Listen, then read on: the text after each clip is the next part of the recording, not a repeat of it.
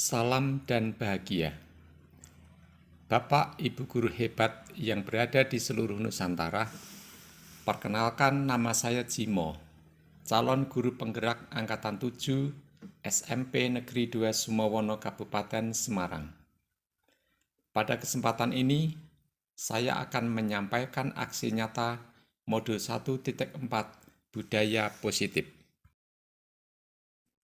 Sebelumnya perkenalkan, sebagai fasilitator adalah Bapak Dr. Andes Suadi MPD dan sebagai pengajar praktik adalah Ibu Dr. Anda Indah Dupinartani. Berikut ini saya sampaikan rancangan tindakan aksi nyata yang saya lakukan. Yang melatar belakangi aksi nyata saya adalah bahwa sekolah merupakan salah satu tempat pembentukan karakter murid. Lingkungan sekolah yang nyaman merupakan faktor utama terselenggaranya proses pembelajaran yang menyenangkan dan berpihak kepada murid. Untuk menciptakan suasana sekolah yang nyaman, diperlukan kolaborasi oleh semua warga sekolah. Selain itu, sekolah perlu mengembangkan budaya positif dalam berbagai bidang. Langkah-langkah tindakan yang saya lakukan antara lain: pertama, menyusun program dan melakukan persiapan diseminasi. 2. Melakukan koordinasi dengan kepala sekolah dan menyampaikan permohonan untuk melakukan diseminasi kepada teman sejawat. Ketiga, mengundang teman sejawat untuk melakukan diseminasi tentang budaya positif di lingkungan sekolah. 4. Bersama dengan teman sejawat melakukan refleksi atas budaya positif yang telah ada di sekolah. Aksi nyata yang telah saya lakukan antara lain: pertama, melakukan diseminasi kepada teman sejawat di sekolah tempat saya bertugas, yaitu SMP Negeri 2 Sumowono. Kegiatan ini saya lakukan pada saat in-house training atau IHT sekolah. Kedua, saya melakukan diseminasi kepada teman sejawat di SD Negeri Rawasari, Kecamatan Tuntang, Kabupaten Semarang. Berikut ini saya sampaikan dokumen kegiatan diseminasi yang telah saya lakukan.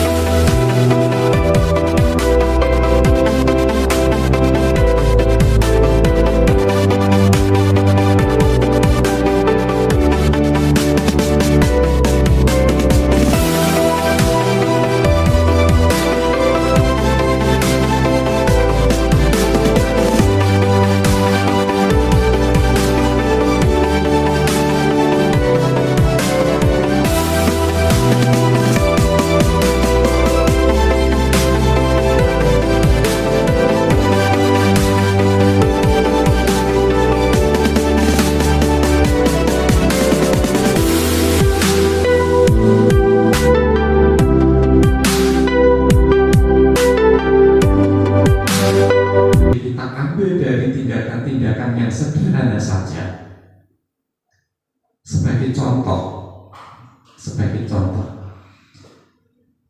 menurut saya itu masih sangat prihatin dengan kondisi, mohon maaf Bapak J, tentu ini juga dirasakan oleh semua Bapak Ibu guru yang ada di sini. Pertama, tentang lingkungan, kebersihan lingkungan.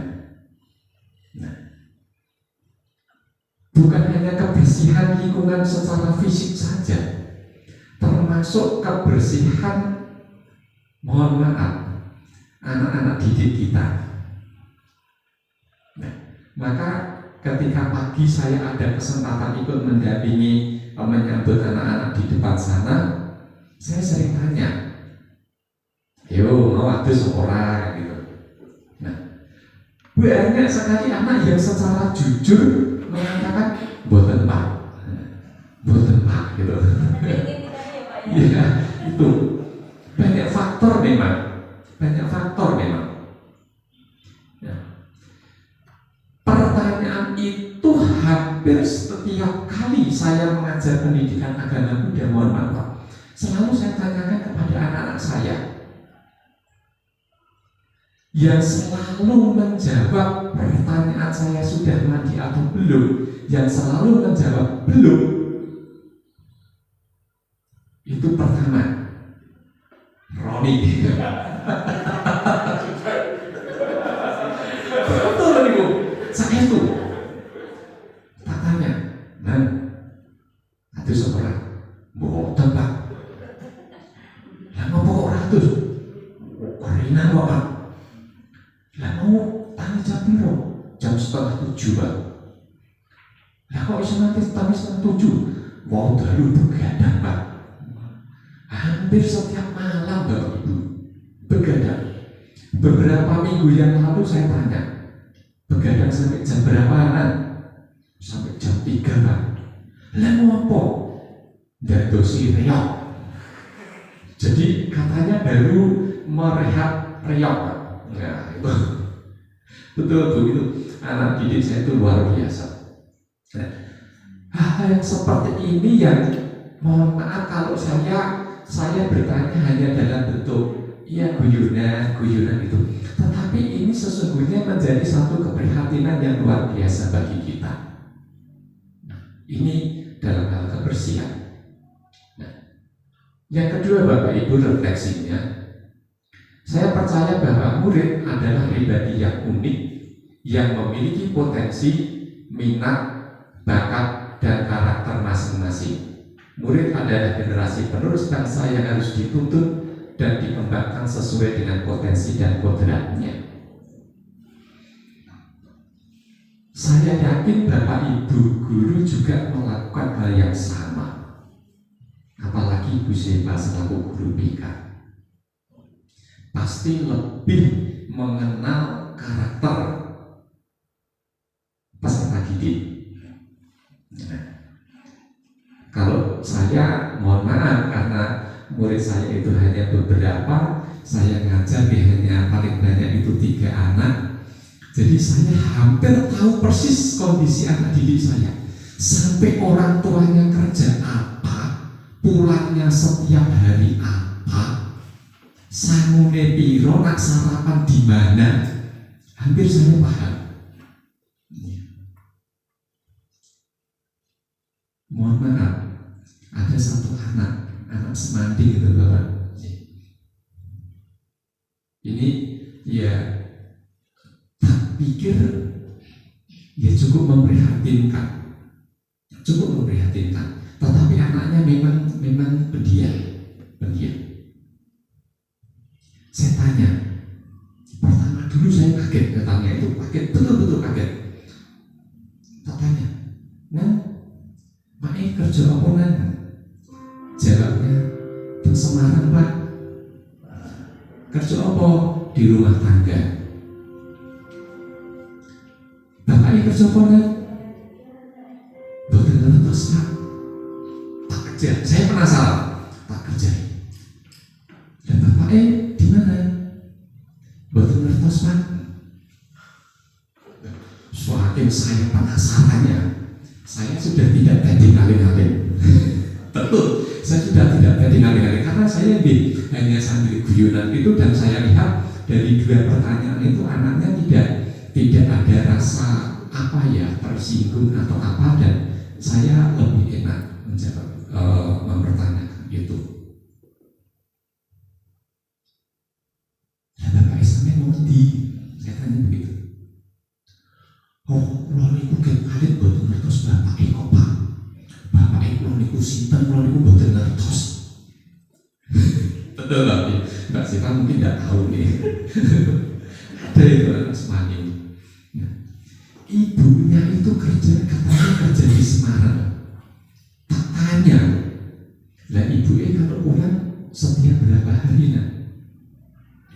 Betul mesti Pak niki pun setahun boten mantuk. Jadi sampai kemarin itu minggu kemarin tak tanya, nah maknya sudah dia burung, dereng Pak.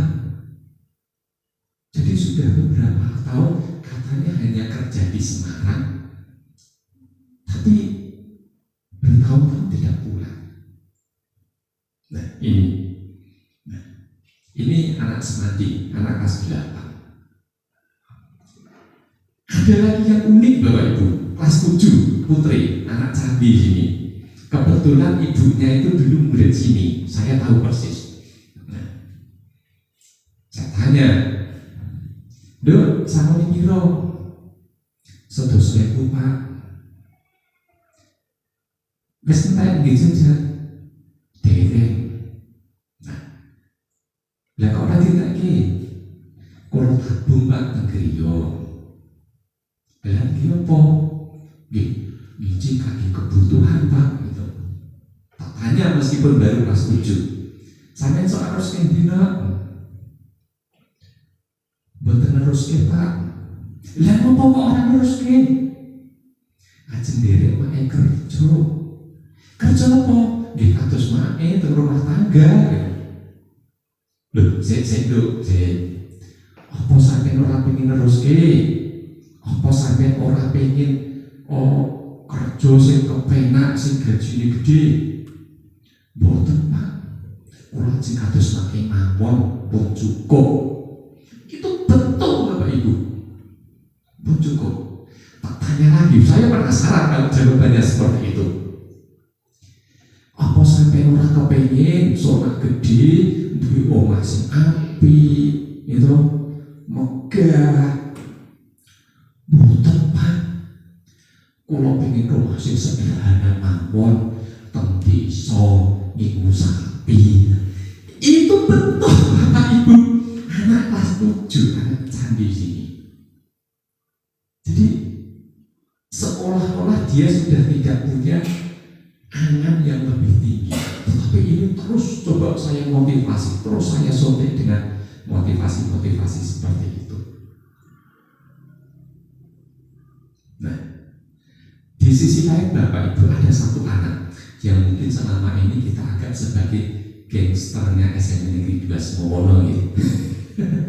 Ya, yang itu di sebelah itu. Betul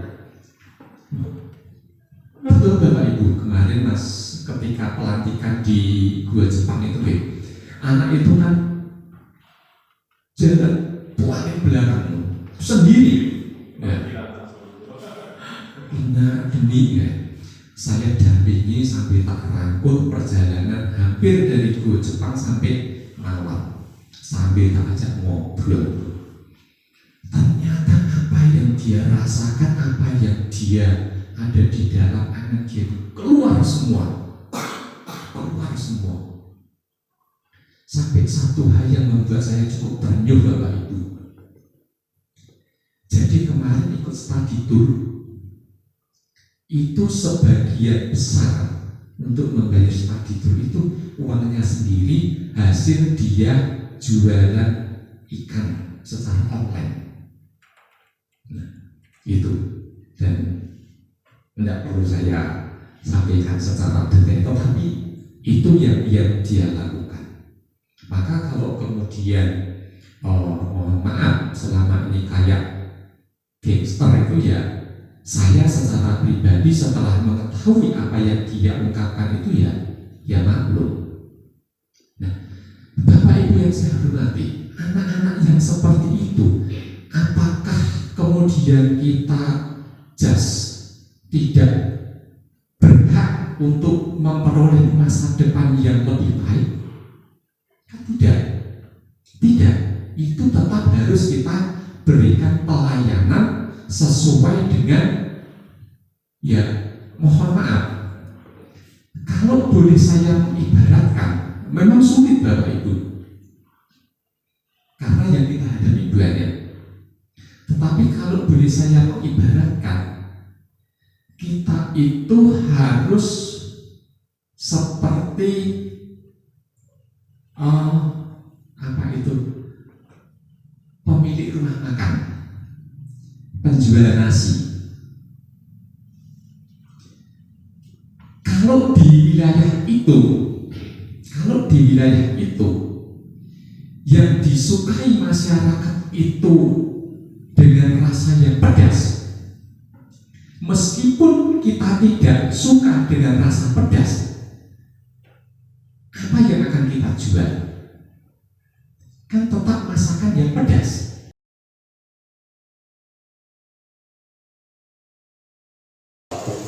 Warahmatullahi wabarakatuh. Ibu Kepala Sekolah yang terhormat, Ibu dan Bapak Guru SD Negeri Rowosari yang kami hormati. Puji syukur kita panjatkan kepada Tuhan Yang Maha Kuasa, berkat limpahan rahmat dan kasih-Nya kita bisa bertemu di ruangan ini dengan keadaan sehat, tidak ada satu kekurangan apapun. Sebelumnya saya mohon maaf ibu-ibu dan bapak, ini bonceng barangkali mengganggu aktivitas panjenengan karena memenuhi tugas dari pendidikan calon guru penggerak sebagaimana tadi disampaikan oleh Ibu Wahyu Rahmawati, bahwa kami harus melakukan diseminasi atau pengibasan kepada Bapak Ibu guru yang lain demikian. Nah, jujur Bapak Ibu, sebelumnya sekali lagi saya secara pribadi mohon maaf yang setulus-tulusnya. Saya harus kesini karena sesungguhnya beberapa waktu yang lalu, meskipun tidak secara langsung, saya sudah menyampaikan kepada teman-teman guru agama Buddha Kabupaten Semarang waktu itu di Tenganan. Kemudian kemarin pada tanggal 13, kebetulan di tempat saya juga ada EHT, saya juga diberi kesempatan untuk menyampaikan lagi. Tetapi karena keteledoran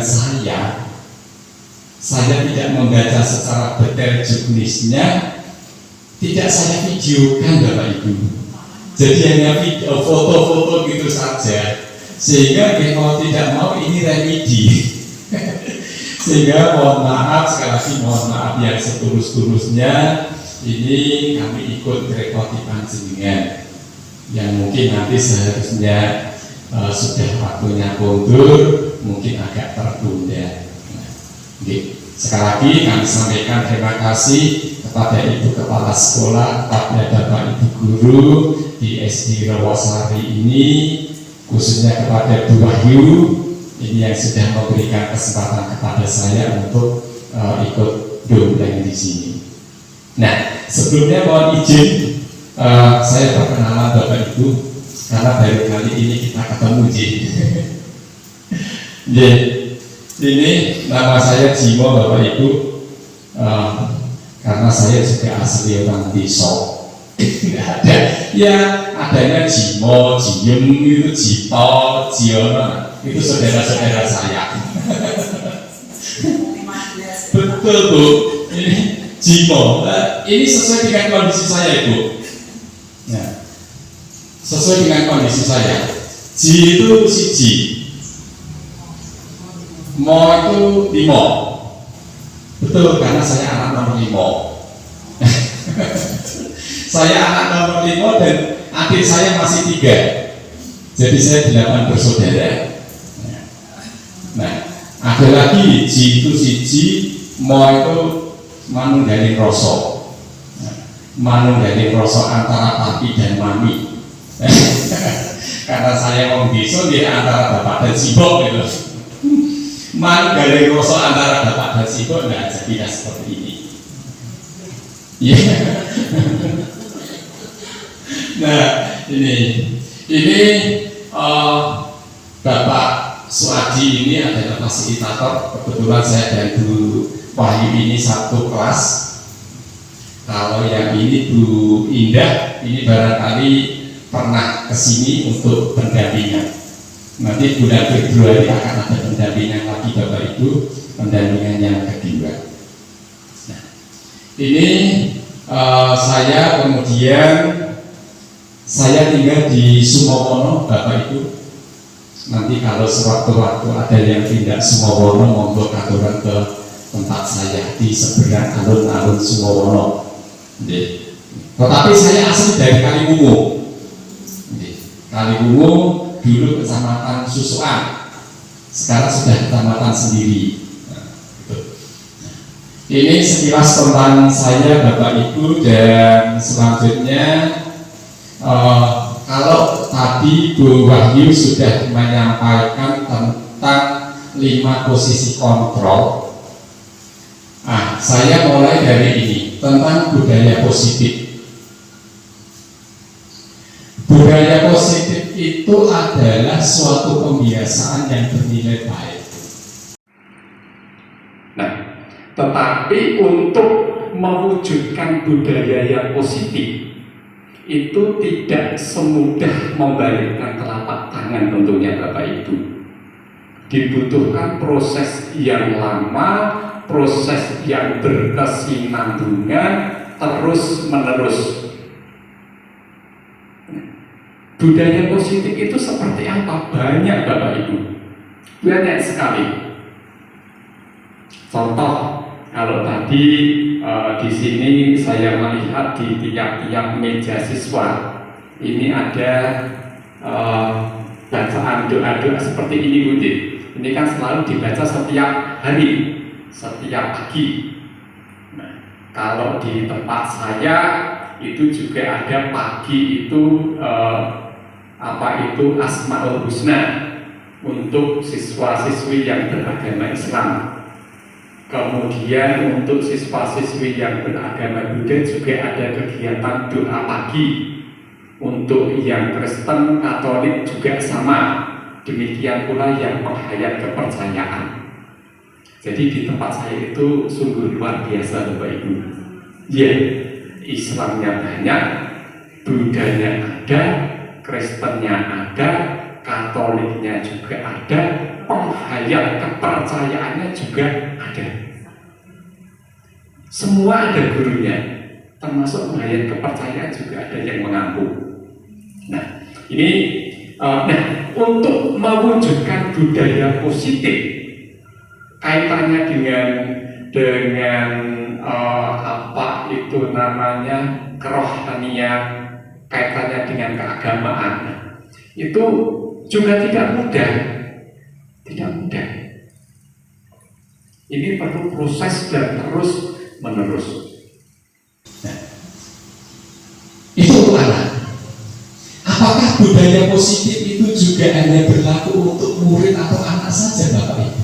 Tidak. Justru yang penting juga termasuk Bapak dan Ibu guru. Kenapa? Karena Bapak dan Ibu guru tentu sebagai contoh.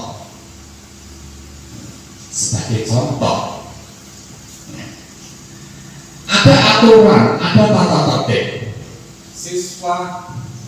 Siswa wajib datang ke sekolah jam 7, misalnya seperti itu. Bapak Ibu gurunya datangnya jam berapa?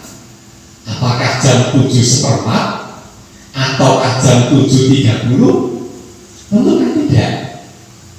Tentu sebelum jam 7 sudah harus datang. Kalau di tempat saya itu ada Bapak Ibu, ya.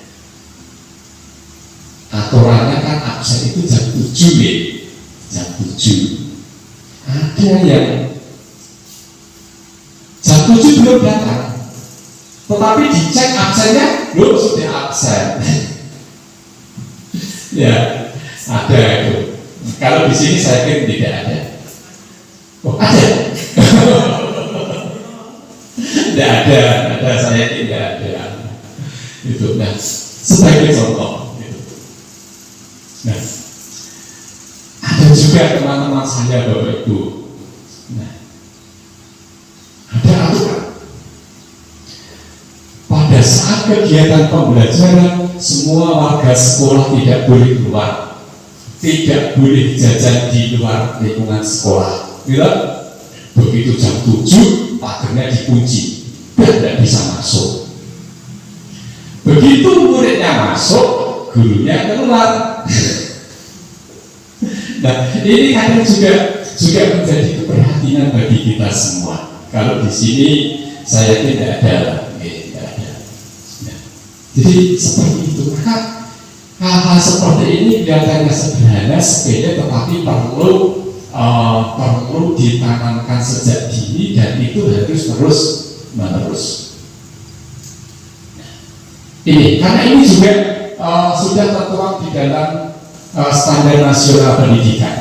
Ada di pasal 10 ayat 2. Nah, bahwa pelaksanaan sebagaimana dimaksud dalam pasal 10 ayat 2 diselenggarakan dalam suasana. Artinya lingkungan yang disiplin tadi, yang disiplin positif ini karena akan mendukung ini Bapak Ibu. Suasana belajar yang interaktif, inspiratif, menyenangkan, menantang, memotivasi peserta didik untuk berpartisipasi aktif dan memberikan ruang yang cukup bagi prakarsa, kreativitas, kemandirian sesuai dengan bakat, minat dan perkembangan fisik serta psikologis peserta didik. Artinya bahwa untuk menciptakan suasana yang seperti ini perlu diciptakan budaya yang tadi Bapak Ibu, budaya yang positif. Nah, dari budaya-budaya yang positif itulah akan tercipta suasana belajar yang nyaman, akan tercipta suasana belajar yang kondusif. Tetapi sebaliknya, ketika suasananya sudah kurang nyaman, mungkin kalau tanggal 1 itu kan biasanya tanggal yang menggembirakan Bapak Ibu, yang ditunggu-tunggu gitu. Tetapi ada teman-teman saya itu justru tanggal 1 itu merupakan tanggal penyiksaan.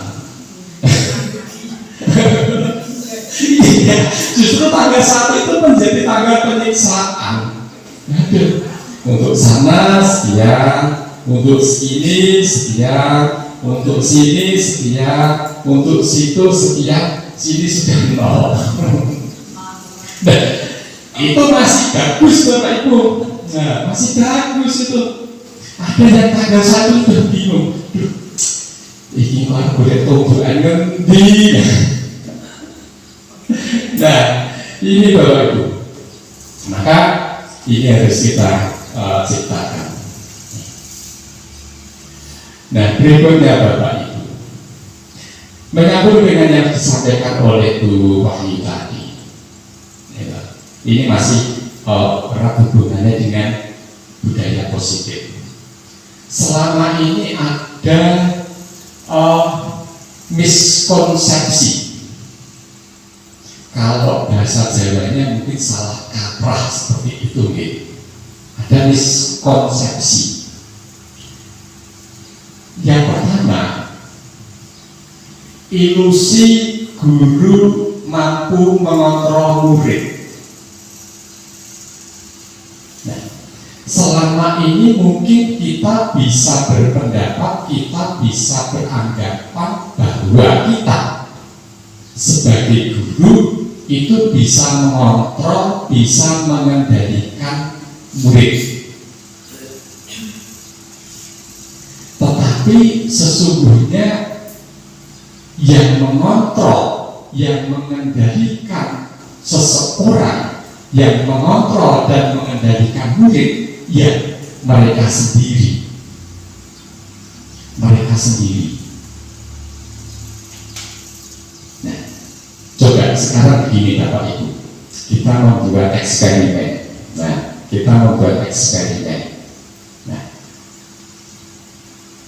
Bapak Ibu bayangkan Saat ini Bapak Ibu menggenggam sesuatu yang sangat berharga yang harus Bapak Ibu pertahankan. Nah, sekarang monggo Bapak Ibu yang di depannya atau di belakangnya atau di sampingnya coba membuka genggaman Bapak Ibu yang lain. Monggo dicoba. Mungkin Bu Wahyu berusaha membuka, yang satu berusaha mempertahankan. Nah, bagaimanapun caranya itu tetap harus dibuka. Bagaimanapun caranya tetap harus dipertahankan. Nah, coba pripun caranya? Diite-ite nomor di.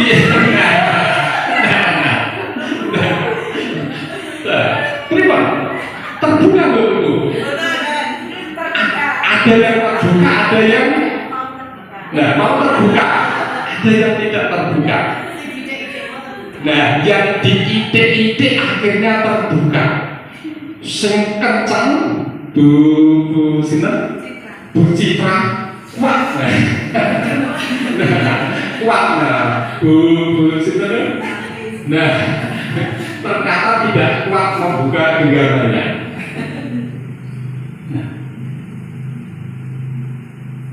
Kira-kira seperti itu Bapak Ibu. Coba tapi Bu Nusewu burung. Kenapa terbuka Bu?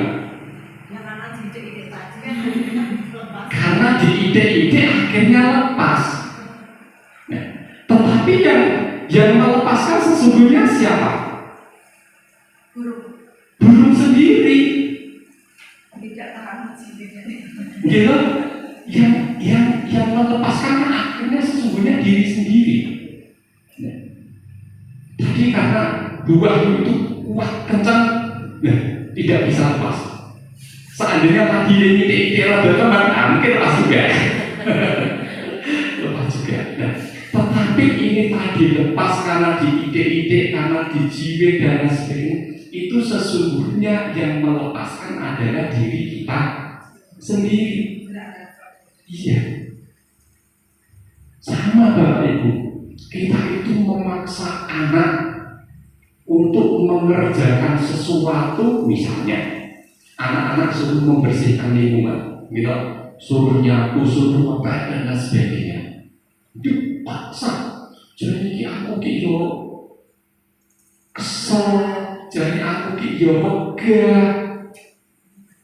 Nah, tetapi karena ada faktor dari luar tadi, ya sudah, daripada aku hidupkan ibu guru, daripada aku dihukum, ya wis tak nanduk. Peran sama seperti daripada diidik-idik, ya wis tak buka baik. Kan sama seperti itu.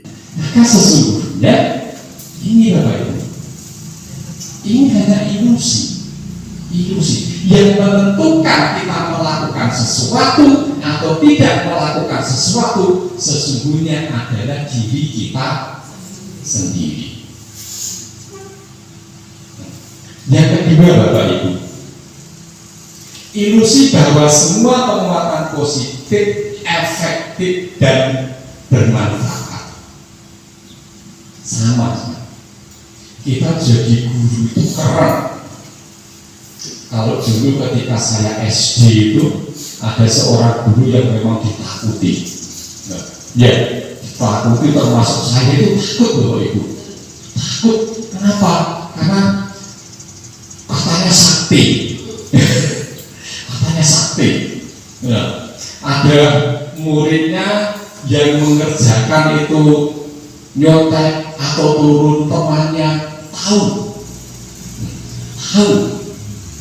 dikasih PR nanti suruh mengerjakan kakaknya atau saudaranya tahu.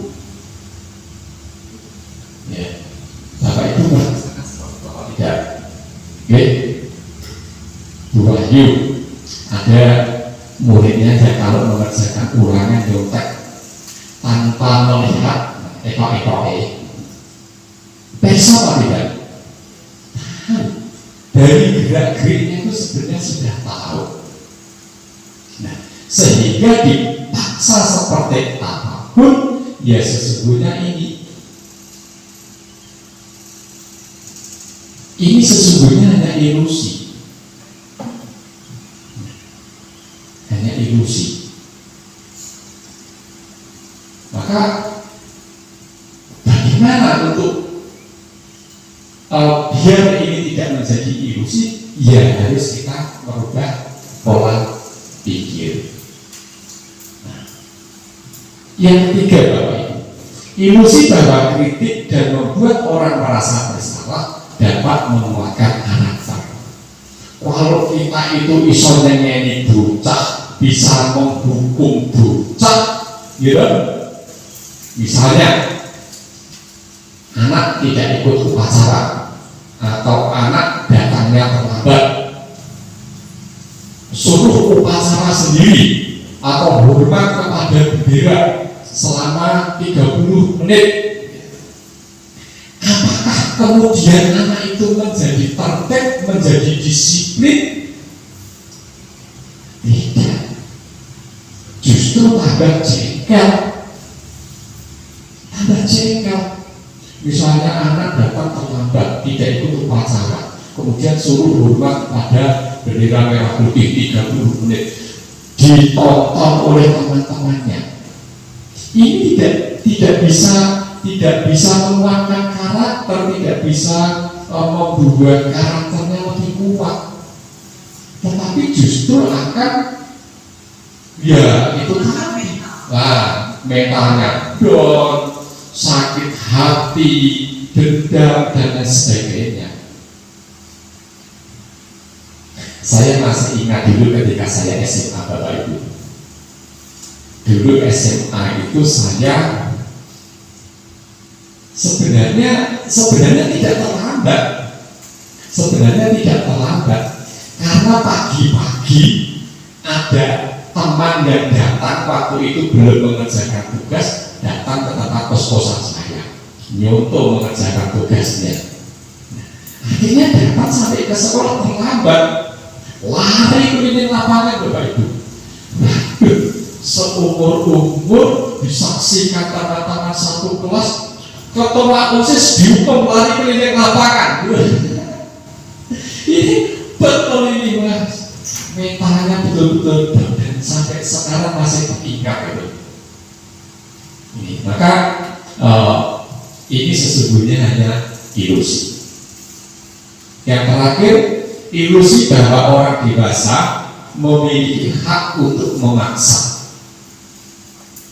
Jadi orang dewasa itu sesungguhnya ya tidak punya hak untuk menjadi guru, ya tidak boleh memaksa kepada anak. Memaksa anak dengan alasan untuk menertibkan, ya tidak bisa. Tetapi apa yang bisa kita lakukan? Ya kita harus melakukan pendekatan kepada anak, kepada orang tua, komunikasi secara baik. Ini Bapak Ibu poin yang kedua. Nah, berikutnya masih ada hubungannya lagi tentang kedisiplinan.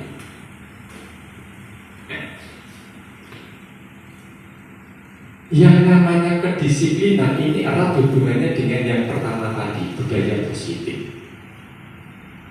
Berbicara tentang kedisiplinan, tentu kita berharap, tentu kita sangat senang ketika melihat anak-anak kita, kalimat kita mengatakan bocah tertib, bocah disiplin. Gitu Bapak Ibu ya? Iya. Ya.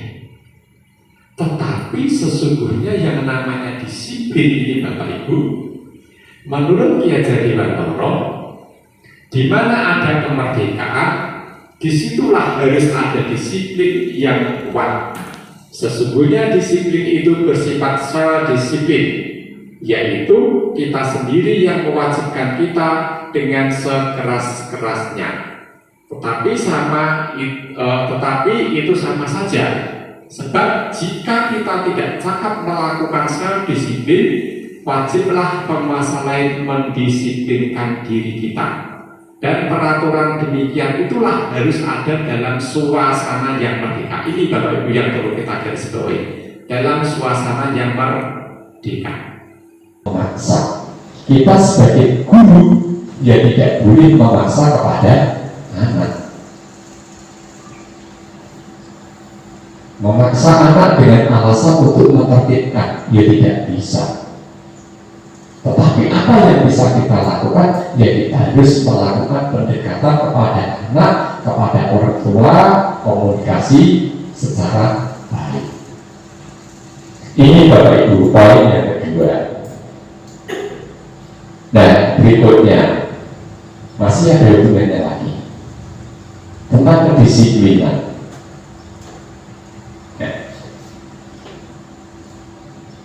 Yang namanya kedisiplinan ini erat hubungannya dengan yang pertama tadi, budaya positif.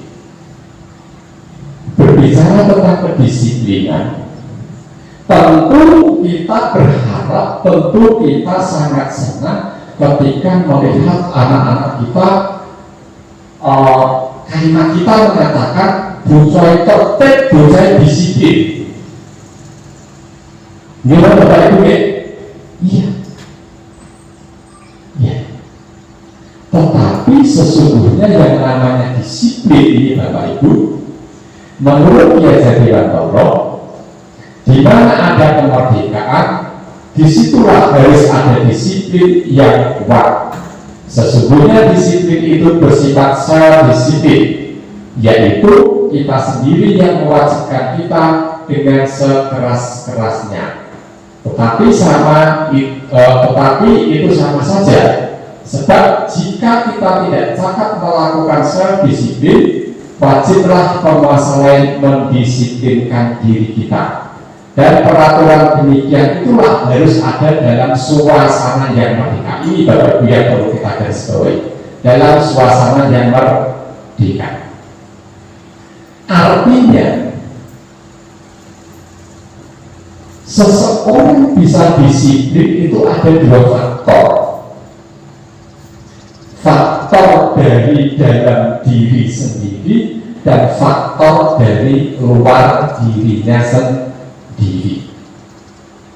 Disiplin yang kuat itu adalah ketika disiplin itu muncul, tumbuh dari dalam dirinya sendiri. Contoh, kalau kita mengajak, kita menyuruh anak-anak kita untuk ibadah, sholat misalnya, nah, untuk sholat, bagaimana anak itu bisa tumbuh kesadarannya dari dalam dirinya sendiri untuk melakukan sholat 5 waktu secara tepat waktu, untuk melakukan ibadah tepat waktu dengan baik. Anak setiap pagi datang ke sekolah tepat waktu. Bagaimana itu bisa dimunculkan dari dalam diri anak masing-masing? Caranya bagaimana? Dengan memberikan contoh, dengan memberikan keteladanan. Saya yakin kalau di sekolah dasar ini sudah luar biasa. Tentu contoh-contoh ini akan lebih banyak. Tetapi ketika kami yang ada di SMP ada berbeda. Saya yakin berbeda. Kalau yang di SD itu mengajar anak untuk melakukan kebersihan, pasti Bapak Ibu gurunya juga ikut melakukan kebersihan. Tapi kalau di SMP Bapak Ibu kadang anak-anak hari ini kebersihan jam 7 sampai jam 8. Nah, diumumkan di lapangan, gurunya naik kantor melakukan kegiatan literasi, membaca WA. Aduh, susah Bapak Ibu.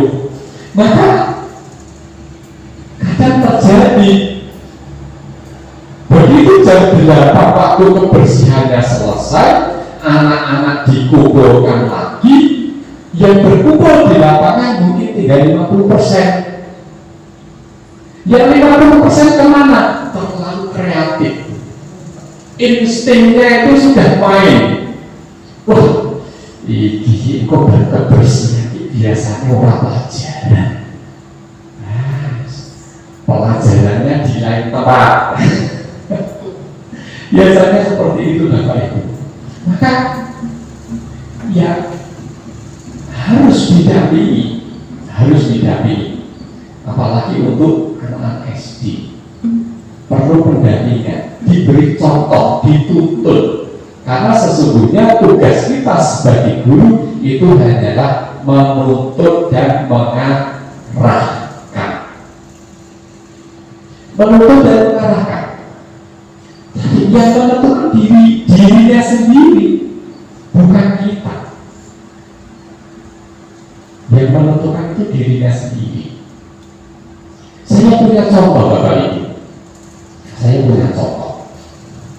Si A itu selalu dicap sebagai murid yang nakal, murid yang bandel, segalanya. Pokoknya yang negatif itu selalu ada di diri A. Ada di diri A. Nah, suatu saat setelah murid itu lulus, dia datang ke tempat saya pas betul datang ke tempat saya. Penampilannya sudah jauh berbeda. Walau dulu ketika masih sekolah yang namanya baju tidak pernah dimasukkan, mending tidak hanya dimasukkan saja, wis kelupus dan lain sebagainya, kucol. Nah, kemudian setelah sekian tahun datang lagi ke rumah cerita. Saya tanya, sekarang di mana? Oh, sekarang saya kerja di sini, Pak. Jadi apa? Dulu dia kerja menjadi direktur di Transmart yang mana sukun untuk Sobel. Dia sudah kerja di sana menjadi direktur. Bocah ini berarti nakal, berusaha, ternyata menjadi direktur. Sebaliknya Bapak Ibu, betul itu ini terjadi. Ada anak, muiter, sergap, selalu ranking 1, ranking 2, ranking 1, ranking 2 gitu terus. Nah, ternyata setiap pagi ketemu. Kalau saya berangkat sekolah sampai sekarang, berangkat sekolah ketemu sudah pakai motor itu, belakangnya ada rumputnya, kadang ada kayunya dan sebagainya. Ya. Maka sesungguhnya kita tidak bisa mencas kalau anak yang nakal, anak yang bandel, anak yang beli, anak yang berusaha, paling ora sukses. Sing sukses itu sing pintar, sing sergap, sing rajin dan sebagainya. Karena memang nasib orang siapa yang tahu. Tetapi kita sebagai seorang guru tugasnya adalah mendampingi, menuntut dan membimbing. Kuncinya adalah disiplin kita.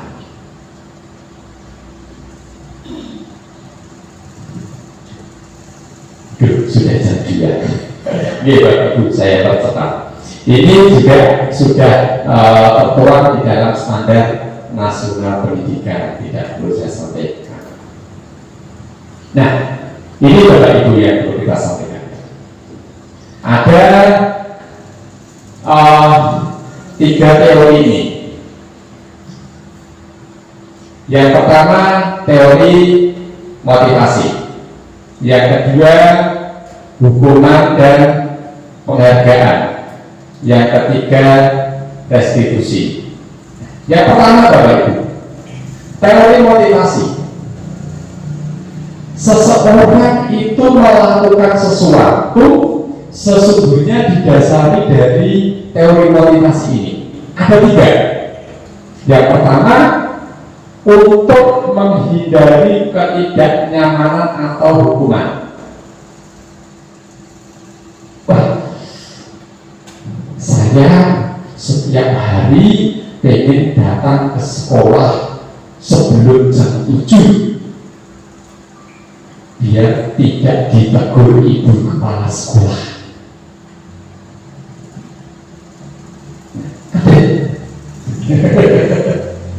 Ini jadi biar tidak menghindari ketidaknyamanan atau hukuman, biar dihukum. Nah, yang kedua, untuk mendapatkan imbalan atau penghargaan dari orang lain. Saya akan menjadi guru yang tertib, disiplin, perangkat saya buat yang rapi. Nah, biar dianggap guru berprestasi. Nah, misalnya seperti itu. Melakukan sesuatu karena ingin mendapatkan penghargaan atau imbalan. Yang ketiga, untuk menjadi orang yang mereka inginkan dan menghargai diri sendiri dengan nilai-nilai yang mereka percaya. Nah, yang kita harapkan sesungguhnya yang ketiga ini Bapak Ibu. Yang ketiga ini motivasi yang berasal dari diri sendiri. Melakukan sesuatu tidak karena ingin mendapatkan hadiah, tidak ingin supaya tidak dihukum, tetapi muncul dari dalam diri sendiri. Ini yang harus kita bangun. Yang harus kita bangun. Kemudian yang kedua, hubungan dan penghargaan. Bapak Ibu, kita sering menjanjikan anak-anak kita, murid-murid kita, yuk sampeyan sesuk nak entuk ranking 1 tak punggulke HP. Pernah Bapak Ibu? Pernah. Yuk sampeyan sesuk nak entuk biji 100 tak paringi hadiah duit 50.000. Pernah dia Bapak Ibu? Pernah. Mari kita renungkan Bapak Ibu. Kalau kita selalu menjanjikan hal-hal seperti itu, kira-kira baik apa boten Bapak Ibu? Kira-kira baik atau tidak Bapak Ibu? Nah, baik apa boten Bapak Ibu? Ini kan Bapak Ibu, ini pendapat saya pribadi. Kenapa korupsi di Indonesia itu sulit diberantas? Kenapa? Karena sesungguhnya jiwa korupsi, nilai-nilai korupsi itu sudah kita bangun sejak ada di dalam keluarga. Gitu oke? Belum tolong tugaske gula yang warung ya engko susuke dijajan. Gitu oke? Iya. Belum tugaske beras neng warung. Iki tak opahi 5.000 di tugas es krim. Gitu oke? Itu yang kecil. Itu yang kecil. Nanti setelah besar, usia SMP, SMA, dulu mengkolak sampeyan iso ranking 1 tak tugaske HP gambar apel kolak. Wah, kita betul Bapak Ibu. dia berusaha belajar dengan sungguh-sungguh dengan semaksimal mungkin. Tujuannya apa? Untuk mendapatkan hadiah HP gambar atau keruak. Sekakok-kakok sesuk nak sampai itu orang siji tak tugas ke sepeda motor. Kita panggil itu berusaha tenang sekuat tenaga, akhirnya mendapatkan ranking 1. Ketika mendapatkan ranking 1, hadiahnya diberikan kepada diberikan.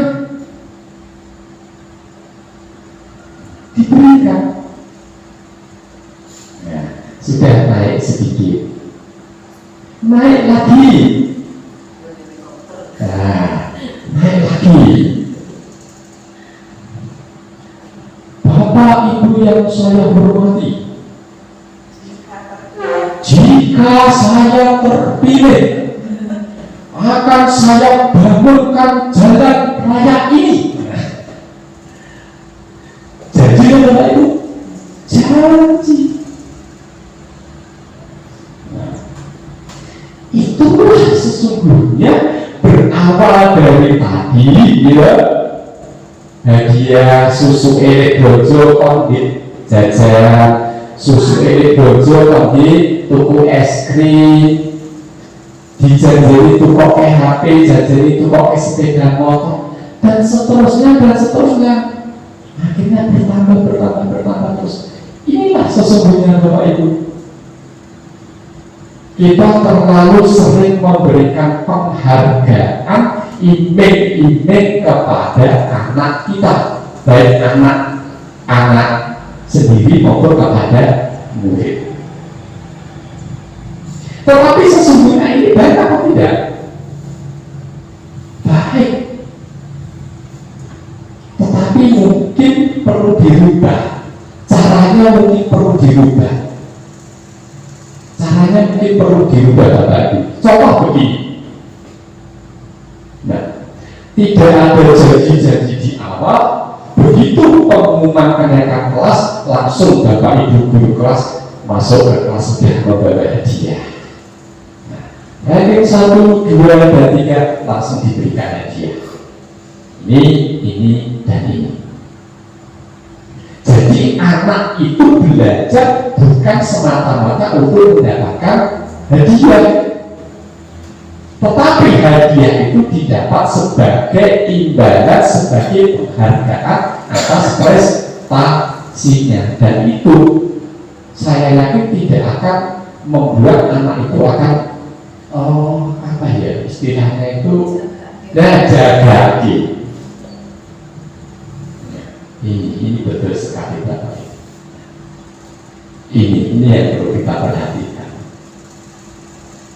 Kemudian yang ketiga Bapak Ibu, ini restitusi. Restitusi itu adalah penyelesaian masalah secara bersama-sama. Istilahnya seperti itu. Ketika ada anak melakukan kesalahan, kita panggil, kita ajak berdiskusi, ditunjukkan kesalahannya seperti apa, terus bagaimana dia memperbaiki kesalahan itu, apa yang akan dilakukan. Inilah yang disebut dengan restitusi. Mulai yang pertama, yang kedua, yang ketiga, ini kalau bisa kita bangun, kita terapkan di lingkungan sekolah kita, tentu akan menjadi suasana yang positif tadi, budaya yang positif Bapak. Ini perbedaan tentang hukuman, konsekuensi, dan restitusi. Pakai berarti saja. Nah, ini Bapak Ibu yang terakhir perlu saya sampaikan ini tentang keyakinan kelas. Selama ini yang tertempel, yang terdapat di kelas itu kan tata tertib, gitu ya. Nah, tata tertib atau peraturan. Nah, mengapa keyakinan kelas? Mengapa bukan peraturan atau tata tertib? Kenapa Bapak Ibu? Bedanya apa ini? Antara keyakinan kelas dengan peraturan atau tata tertib. Kalau keyakinan itu timbul dari kesadaran, Jadi, tapi kalau peraturan itu pemaksaan. betul Bapak Ibu, peraturan tata tertib yang membuat siapa, yang menyusun siapa. Tata tertib kelas, tata tertib sekolah itu sing nyusun siapa? Ya sebetulnya kesepakatan yang bikin biasanya. Yang bikin guru, ya, yang bikin guru, ya, yang bikin guru. Kalau peraturan, kalau tata tertib itu yang membuat guru dari satu pihak. Anak wajib datang jam 7. Anak tidak boleh keluar dari lingkungan pada saat jam pelajaran.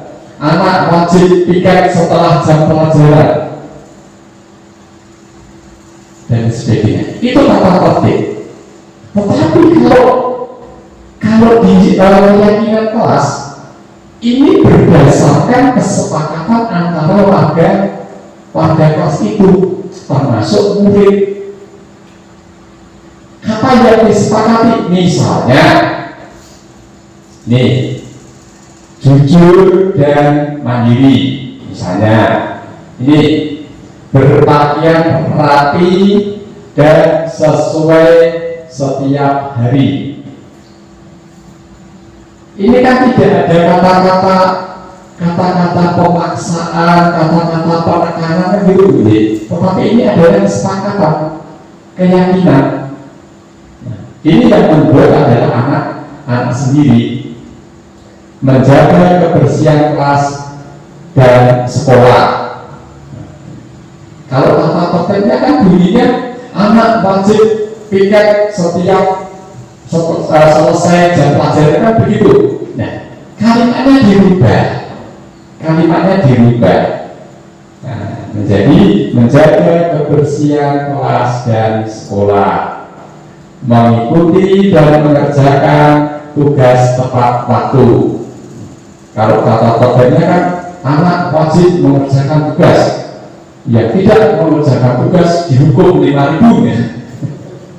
Nah, ini maka barangkali ini perlu dicoba ya, dibudayakan. Artinya apa yang dikehendaki oleh anak, apa yang diinginkan oleh anak itu kita akomodir menjadi yang namanya keyakinan kelas. Kalau itu sudah menjadi keyakinan kelas, kita akan lebih mudah menuntut kepada anak ketika anak itu tidak tertib. Nah, misalnya mengikuti dan mengerjakan tugas tepat waktu. Ada anak yang tidak mengerjakan tugas, ditunjukkan, loh ini kan keyakinan kelas, kesepakatan kalian kan seperti ini. Nah, jadi anak terlibat, merasa di Jawa itu merasa dipongki ya. Ini yang akan kita bangun Bapak Ibu, yang perlu dibangun. Ini Bapak Ibu yang perlu saya sampaikan. Terima kasih. Sebenarnya ada 6 sub materi bukan ya, 6 sub materi, tetapi kita tidak mungkin sampaikan semua. Tapi Bu Wahyu sudah menyampaikan yang 5 posisi kontrol. Ini tadi saya sudah sampaikan tentang disiplin. Demikian Bapak Ibu, sekali lagi saya menyampaikan terima kasih sudah diberikan kesempatan untuk bisa berbagi di SD Negeri Rawasari ini, dan sekali lagi mohon maaf terpaksa waktu undur panjenengan agak molor sedikit. Sekali lagi saya sampaikan terima kasih. Mudah-mudahan apa yang saya sampaikan dan Bu Wahyu tadi ada manfaatnya untuk kita semuanya. Terima kasih. Terima kasih kembalikan kepada Bu Wahyu. Assalamualaikum warahmatullahi wabarakatuh.